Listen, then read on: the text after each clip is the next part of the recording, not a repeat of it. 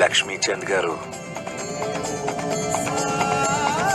బలిరాం కంబళ్ళని కిరసనాయిలు మంటలు కూడా కాల్చలేకపోయాయి. దీని అర్థం మీకు అర్థమైందా?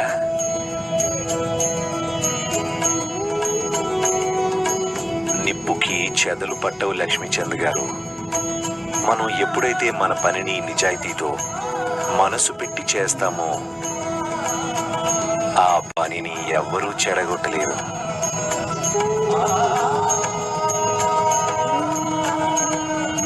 నిప్పు కూడా. ఎందుకంటే నిజాయితీని మహాపంచభూతాలు కూడా గౌరవిస్తాయి. అందుకని మీరిప్పుడు నిజం చెప్పడం మంచిది. సాయి, నేను అబద్ధం చెప్పాను సాయి. అసలు రగ్గులు కాలలేదు సాయి. నేను నా దురాశతో అహంకారంతో ఇలా ఆలోచించాను. ఈ బలిరాంకి డబ్బులు ఇవ్వకపోతే వీడు నన్నేం చేయగలడు అని. కానీ నేను మర్చిపోయాను సాయి. మీ సన్నిధిలో ఎవ్వరికీ ఎప్పుడూ అన్యాయం జరగదు సాయి, జరగదు. నన్ను క్షమించండి సాయి.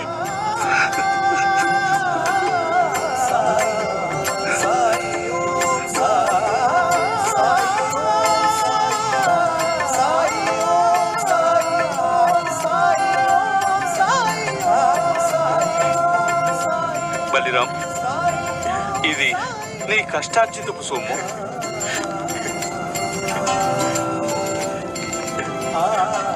నన్ను క్షమించు బలిరాం.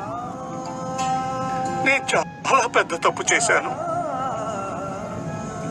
లేదు షౌకర్ గారు, మీరు నిజం ఒప్పుకొని నా కష్టార్జితం నాకు ఇచ్చారు. అది చాలు. లక్ష్మీచంద్ గారు, ఇదిగో తీసుకోండి. మీకు చాలా చాలా ధన్యవాదాలు సాయి. రాముడు మీకు మేలు చేయాలి.